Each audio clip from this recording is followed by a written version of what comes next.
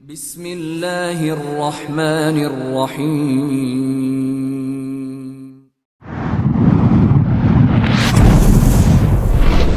آپ نے کبھی غور کیا ہے کہ آپ دن رات محنت کرتے ہیں، پسینہ بہاتے ہیں، لیکن مہینے کے آخر میں آپ کے ہاتھ خالی کیوں رہ جاتے ہیں؟ جبکہ دوسری طرف کچھ لوگ صرف ایک کمرے میں بیٹھ کر آپ کی محنت کا پھل سمیٹ رہے ہیں۔ یہ جادو کیا ہے؟ یہ جادو ہے انٹرسٹ۔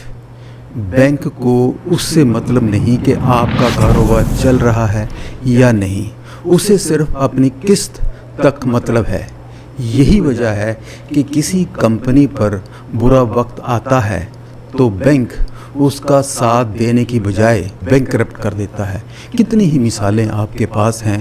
ایس کمار کبھی کپڑے کا بہت بڑا نام ہوتا تھا، ایزی ڈے، بگ بازار آج کہاں ہیں؟ انل امبانی ایک وقت تھا وہ اپنے بڑے بھائی مکیش امبانی سے بھی اوپر تھے، اور آج ان کی سب کمپنیاں ختم ہو رہی ہیں اور کچھ ختم ہو گئیں۔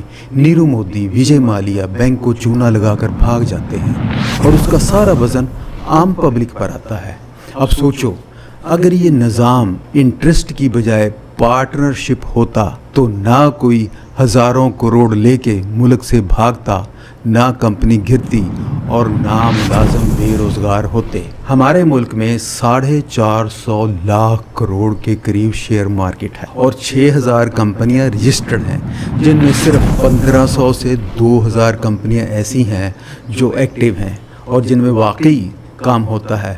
باقی یا تو کاغذوں تک محدود ہیں یا دم توڑ رہی ہیں۔ اور سب سے بڑا سچ ہے کہ یہ 450 لاکھ کروڑ کا ایک بہت بڑا حصہ صرف 10 یا 15 بڑے خاندانوں کے قبضے میں ہے۔ جب ایک کمپنی کے پاس لاکھوں کروڑ روپیہ آ جاتا ہے تو وہ بزنس نہیں، ایک طاقت بن جاتا ہے جو اپنے اثر و رسوخ سے ایم ایل اے کو، ایم پیز کو اپنی انگلیوں پر نچاتے ہیں، کیونکہ پارٹی کے لیے، الیکشن کے لیے چندہ وہی سے ملتا ہے۔ جب ایک آدمی کے پاس لاکھوں کروڑوں روپیہ ہوں گے تو وہ سیاستدانوں کو خریدے گا، قانون حق میں بنوائے گا اور اپنے سے چھوٹے انڈسٹریلسٹ کا گلا گھونٹ دے گا۔ اب آپ سوچئے، ان چند گھرانوں کو پیسہ دینے کی بجائے اگر اتنی رقم سے 1000 کروڑ روپے کی کمپنیاں بنتی اور بینک اس میں پارٹنر ہوتا، نہ کہ سارا پیسہ چند بڑے گھرانوں کو چلا جاتا، تو اس طرح 450 کروڑ کی اگر 1000 کی ایک کمپنی بنتی تو یہ 45,000 کمپنیاں بن جاتی۔ انڈیا میں تقریباً 800 کے قریب ڈسٹرکٹ ہیں اور ایک ضلع میں 56 کمپنیاں ہوتی، ہر کمپنی کی ورتھ 1000 کروڑ ہوتی، اور ہر شہر میں ایسی 5 سے 10 کمپنیاں ہوتی جو موجودہ پرائیویٹ بزنس ہیں۔ ان کے علاوہ تو لوگوں کو اپنا شہر چھوڑ کر دور دلی، بمبے، کلکتہ، مدراس جابز کے لیے نہ جانا پڑتا۔ سارا بزنس چند شہروں میں سمٹ کے نہ رہ جاتا، بلکہ وہ پورے ہندوستان کے کونے کونے میں پھیلا ہوتا۔ ترقی ہر شہر، ہر گاؤں میں پہنچ جاتی، سڑکیں، بجلی، نیٹ ہندوستان کے کونے کونے میں موجود ہو، اور حکومت زیادہ آزادی سے کام کرتی اور پورے دیش کے لوگوں کا بھلا سوچتی۔ حکومت چند لوگ نہیں گراتے، پبلک حکومت کو بدل۔ کوئی نیرو مودی اور وجے مالیا نہ ہوتا، اگر بینک پارٹنر ہوتا تو کبھی کسی کو دھوکہ کرنے کی نوبت ہی نہ آتی، کیونکہ بینک کا اپنا پیسہ داؤ پر لگا ہوتا۔ اگر کاروبار میں نقصان ہوتا تو بینک اس نقصان کو مل کر برداشت کرتا اور مشکل وقت میں کمپنی کو گرانے کی بجائے ہاتھ پکڑ کر اسے دوبارہ کھڑا کر اور ملک کا پیسہ لے کر لوگوں کو بھاگنے کی نوبت نہ آتی۔ سود نے ہمیں یہ سکھایا ہے کہ پیسہ ہی سب کچھ ہے۔ اس کے لیے کسی کا گھر اجڑے یا کوئی خودکشی کرے یا کوئی بینکرپٹ ہو۔ اس لیے نظام جب تک سود خور بنا رہے گا، معاشیت کی بنیادیں کھوکھلی ہوتی رہیں گی۔ ہمیں ایسے نظام کی ضرورت ہے جہاں بینک پولیس والا بن کر قرض وصول نہ کرے، بلکہ ایک سچے پارٹنر کی طرح کاروبار میں حصے دار ہو۔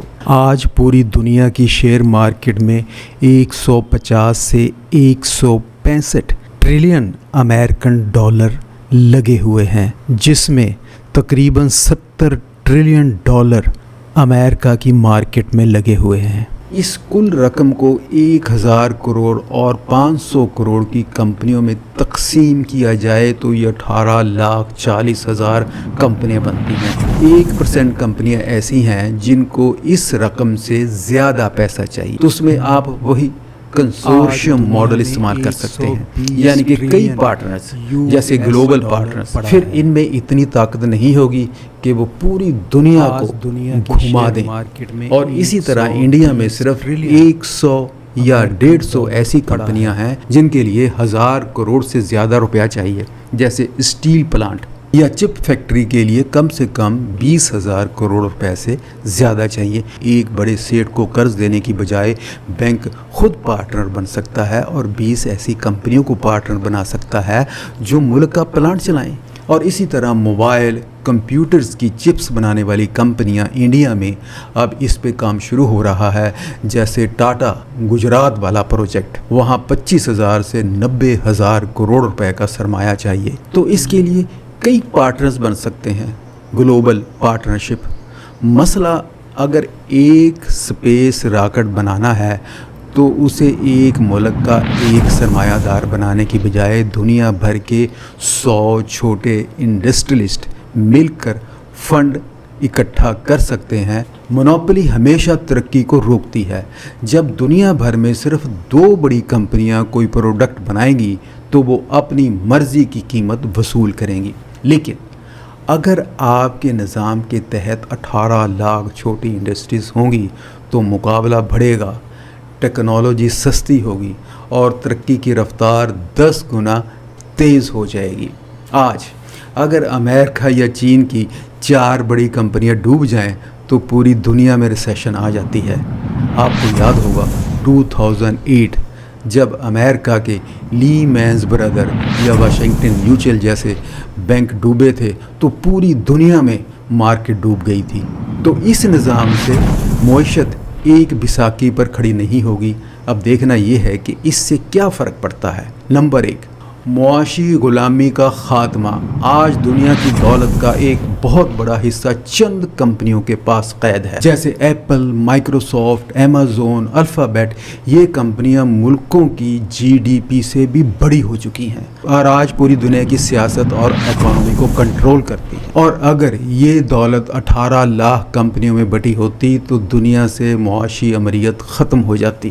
افریقہ اور ایشیا کے بہت سے ممالک صرف اس لیے غریب ہیں کیونکہ وہاں یہ سرمایہ کاری پہنچتی ہی نہیں۔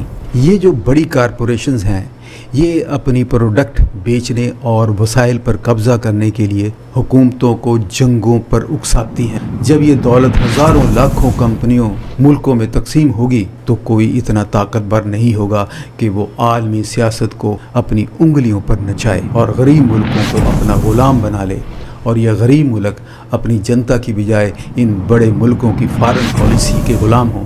عالمی سطح پر بینک قرض دینے والی مشین کی بجائے ترقی کے ساتھی بن جاتے، اور جب بینک کا مفاد کمپنی کے منافع کے ساتھ جڑا ہوتا تو وہ ایسی ٹیکنالوجیز لاتے جو انسانیت کے لیے فائدہ مند ہوں، نہ کہ وہ صرف سود کی قسطیں پوری کر سکیں۔ اور یہ سارا صرف انٹرسٹ کی وجہ سے تھا۔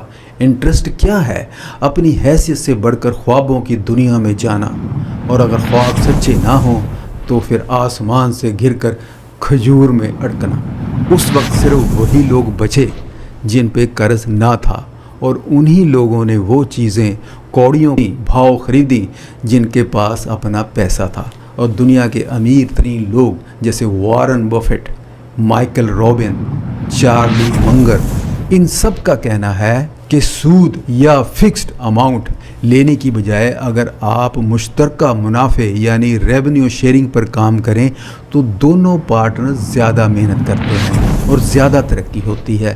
سود اکثر لالچ کو جنم دیتا ہے، اس کے برعکس ٹرو پارٹنرشپ مورل طور پر بھی مضبوط ہوتی ہے اور لانگ ٹرم کے لیے زیادہ فائدہ دیتی ہے، کیونکہ ان میں دونوں پارٹنر کا مقصد ایک ہی ہوتا ہے۔ سود ایک طرح سے ناانصافی ہے کیونکہ ایک پارٹنر صرف پروفٹ کا حقدار ہے اور دوسرا پارٹنر اگر نفع کی جگہ نقصان ہو تو وہ اکیلا جھیلتا ہے۔ سود صرف 10-12% فکس ہوتا ہے، لیکن پارٹنرشپ میں زیادہ برکت ہوتی ہے، اور ان لوگوں کا یہی کہنا ہے کہ اگر آپ زندگی اور بزنس میں بڑی کامیابی چاہتے ہیں تو دوسروں کو اپنا قرض دار بنانے کی بجائے انہیں اپنا پارٹنر بنائیں۔